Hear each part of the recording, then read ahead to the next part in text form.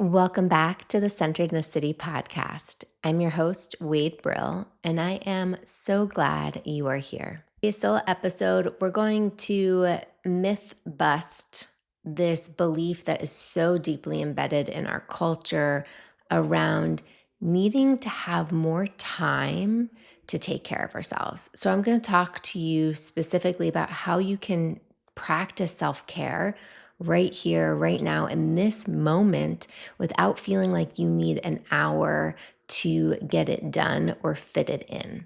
Share with you a really powerful way to reframe self-care so that it works and it integrates into your life instead of being something on a checklist. This is a topic I'm obviously very passionate about, and it's something that I have incorporated into my new interactive journal book that is coming out very soon called 100 Mindful Moments to Balance and Energize.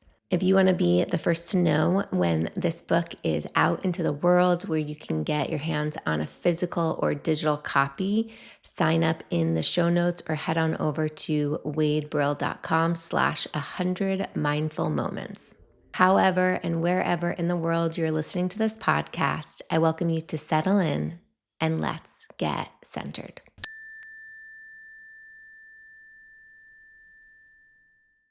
How often have you heard yourself or somebody else say something along the lines of, I don't have enough time to go to the gym, or I don't have enough time to meditate? If you're like most people in America, you will have responded, yes, because so many people feel that they have so many other responsibilities, whether it's family or work or chores or caring for others, that they don't have enough time to prioritize themselves. And their well being ends up falling to the bottom of the list for that day. What's also interesting is that research shows, 8 out of 10 respondents of this survey that surveyed over 2,000 people in America say that people recognize that practicing self care habits is a priority. However, they let other factors of their day or their life interfere with actually taking action. And when people do take action on their self care practices, they end up typically feeling guilty. 1 out of 4 people typically feel guilty for prioritizing their self care.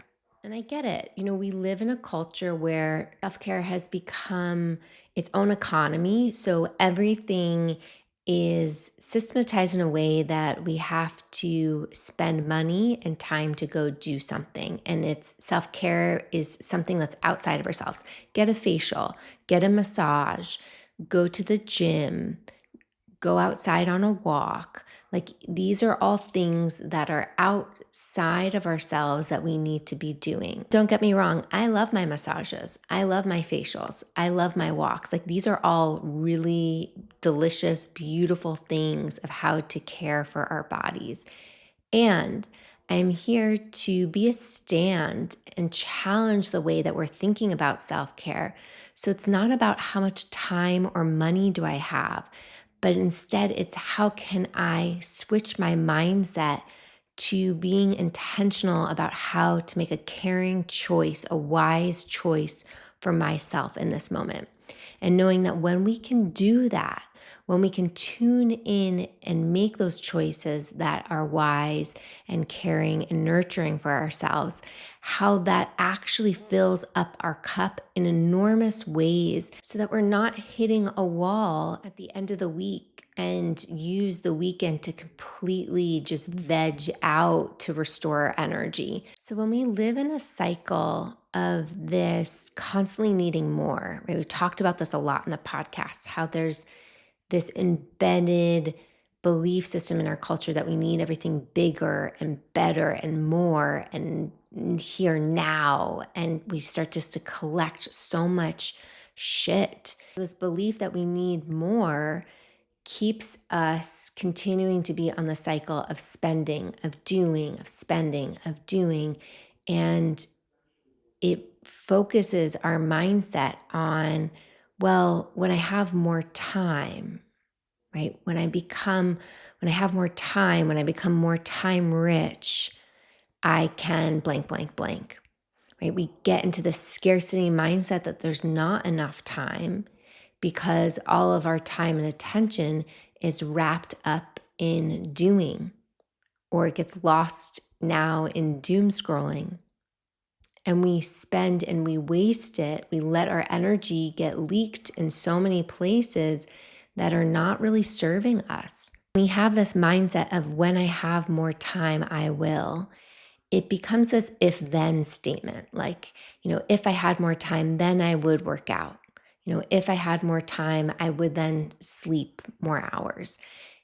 We make these tit for tat decisions where it keeps us in this belief system of never enough, not doing enough, needing more. And if we're always needing more, if we're always reaching for something or incomplete, feeling incomplete with what's here, that it's not enough in this moment, then we're constantly striving for something outside of our own reality.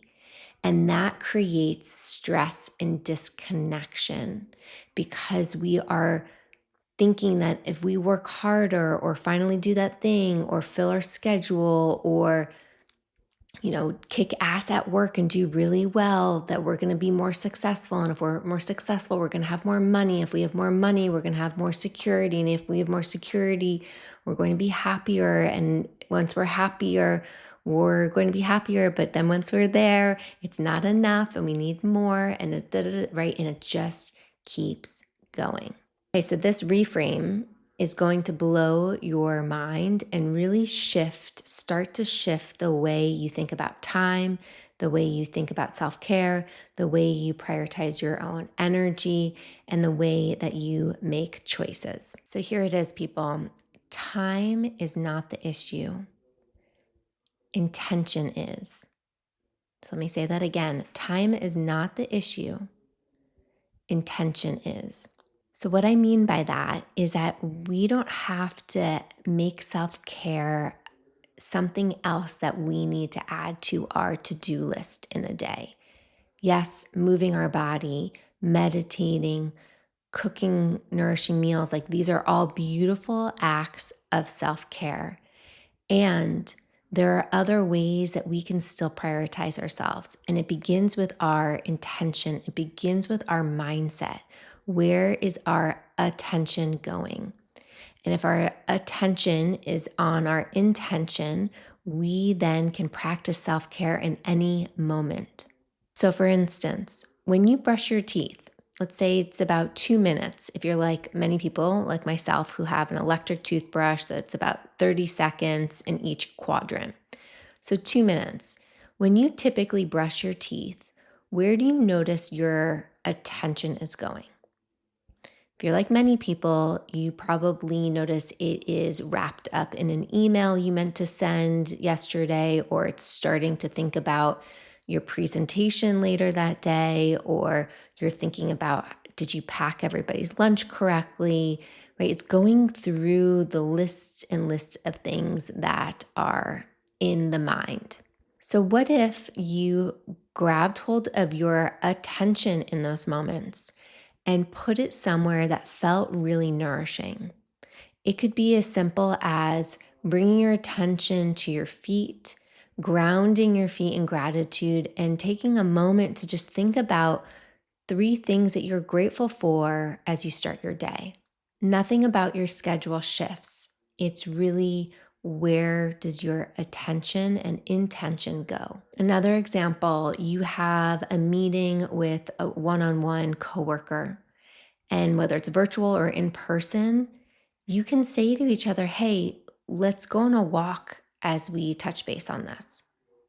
Not every meeting you have to share a screen. Not every meeting you have to have a video call. There are creative ways where you can practice self-care that are supportive for not only you, but probably the people around you. So self-care isn't necessarily about finding the time, finding these little boxes within our calendars to block. It's about using your time differently. It's about using your time more intentionally. When you're at the grocery store, something that you need to do, whether you're grocery shopping online or in person, you think intentionally about what you want to put in your basket. That is a form of self care. That is a form of community care, caring for your family as well. Nourishing your body and thinking about, what are the vegetables? What are the proteins? What are the real whole foods that I want inside of our basket? That is a huge practice in self care. And if we really want to talk about time and getting your time back, think of how much time you waste on your phone, constantly checking your email, all the various apps, social media, the scrolling. I bet you have definitely over 30 minutes easily of time a day that you've spent on your phone in that zombie trance that we all get into, myself included. But if you grabbed hold of that time and attention differently, there you go. You have 30 minutes to maybe add some movement in, or 30 minutes where you can practice meditation, or 30 minutes where you can be present with your kids or your family, or connect with a friend on the phone. Another act of self care can be taking the stairs instead of the elevator, right? Keeping your eyes open to intentionally making choices that nourish you, choices that feel good inside of your mind and your body. Instead of picking up your phone in between meetings to get a little bit of a dopamine hit or to just zone out, which I know can feel good in the moment, but in the long term, you're not really serving anybody but the algorithm. So you still have those 5 minutes, whatever the buffer time is, that transition moment between your meetings. How do you want to spend that time? Can you stand up, stretch, take a couple of deep breaths, close your eyes, relax your eyes from your screen? What is going to serve you, and what does your body need in order to feel taken care of? So let's practice it. In this moment, as you're listening to this podcast, I welcome you to pause, find your feet, take a big deep breath into your body, and check in. What does your body need in this moment? And listen. You might not know right away, and that's completely normal. This is a new muscle that you are flexing. But start to listen to the cues and the wisdom that is in your body. So when I pause and check in, I feel tired. I feel really tired. And at the same time, I feel this creative burst of energy because I'm connecting to all of you and I am creating this podcast. But underneath the surface, I feel tired. And so just taking a moment to acknowledge that, like, wow, I feel sleepy. And then asking myself, what can I do to care for myself in this moment? Sometimes it's just merely acknowledging, like, oh, wow, your batteries aren't as charged as you thought they were. Or just checking in, that's where my energy is at this moment. Sometimes it could be making cup of tea, having another coffee if I need, even though, that's a whole other story to caffeinate ourselves and override what we're feeling. It could be getting a glass of water. It could be getting a snack. It could be taking 10 minutes to just close my eyes before my next appointment. And this is such a radical act to check in with ourselves, with yourself, and ask your own mind and body, what does it need? Because so many of us have gotten conditioned to look for somebody else to tell us what to do, to look to that fitness instructor to tell us how to move, to look to that Instagram influencer to tell us what should be in our smoothie. We look to our friends to see what they're doing at this stage of life, to tell us about ourselves. Like, right, we look outside of ourselves so much for information and then let that reflect back on, hey, how are we doing? What are we doing? And some of that can be wise, right? We're social beings. We learn from each other. We get inspiration from each other. And as long as we use it as inspiration and some kind of creative ingredients, but if we start to outsource all of our decision making outside of ourselves, we're disconnecting from our inner wisdom, and we're disconnecting, most importantly, from our bodies, from our sense of self. And when that happens, oh boy, does that just create destruction. It creates so much agitation, it creates irritability, it creates sickness and pain in the body, it creates digestional issues, it can affect our sleep, our mental health. So this is why I'm so passionate about when I work with my one-on-one clients, it's about helping them wake up to the wisdom of their own bodies, of their own internal compasses and systems, because I'm not here to give them a plan, because the plan that works for me or worked in the past for me is not necessarily what's going to work for somebody else. And the biggest gift that I have learned over a decade of being on my own self care journey, of healing after cancer, of healing through grief, of learning how to mother and care for myself, is that nobody else can do the job except for you. And in order to learn how to do the job, you have to listen, right? You are your own boss. You are the person that is giving directions and a manual to your own body, to your own unique system. And we can't use somebody else's manual. So self-care isn't about the doing, it isn't about the checklist, it isn't about the outfit that you have. It's about how are you intentionally making choices that support you. Where is your attention going? And really getting clear about how to care for yourself. And when your cup is full, you then have this flowing reservoir that can start to feed and nourish other people. And I want to be clear here, this is a little bit of a side note, but we don't necessarily have to wait till our cup is full to help other people. I think that's another misconception in the self-care world. But the fact that we're filling our cup, it is not on empty. It is not at complete zero. It is not drained. As long as there's a spring flowing there, right? There's energy there that's filling our cup. We can take some of that and we can give to others. And that's the life force that's a gift. That's the life force that can help us help other people. Because again, we're social beings. We need each other. We support each other, and there's tremendous research on when we are in service and support other people, how that actually benefits the self as well, how it improves our health, how it improves our well-being, how it increases our lifespan. So giving is a beautiful act as well of self-care, but we can't give what we don't have.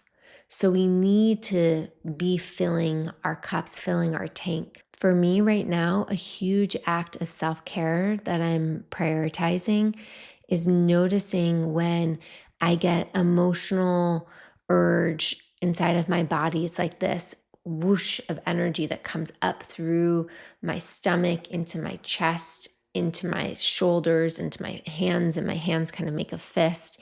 And I want to control. I want to control the moment. I want to control somebody else.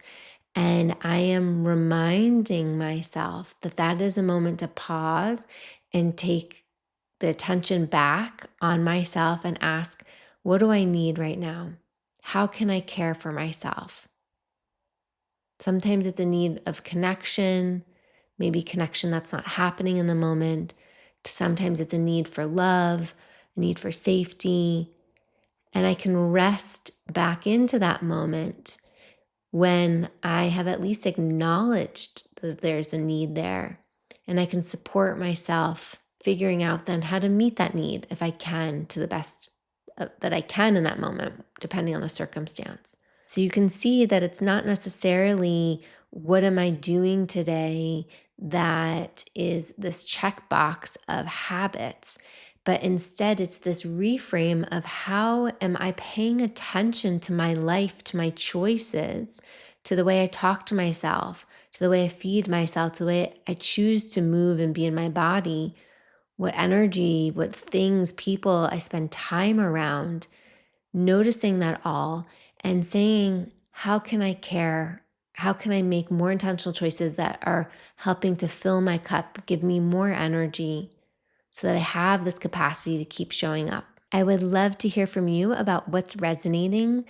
Reach out to me on Instagram at OneWade. Let me know what you think about this reframe, how you're practicing this reframe. I want to celebrate with you. I want to support you in the practice because it is a practice. It's such a mindset shift from how we think about caring for ourselves. So let me know. Let's celebrate each other. And coming out very soon, my new interactive journal, 100 Mindful Moments to Balance and Energize, will have 100 of these little mindful moments that we can do to bring attention and intention into our life and to think about how can we care for ourselves. So again, it's not this thing on a to-do list, but it's really about a way of being, a way of thinking and being in relationship to self. If you're not already, sign up for the waitlist at wadeworld.com/100 mindful moments. Thanks as always for being here. I welcome you to take a moment and think about somebody you want to share this episode, this reframe with that's going to change their life. So take a moment, share this episode with them. And if you feel inspired, leave a review on iTunes, on Spotify, wherever you're listening to this podcast, because it helps get this grassroots podcast into other people's ears, hearts, and minds. Thanks again for being here. And until next time, stay centered.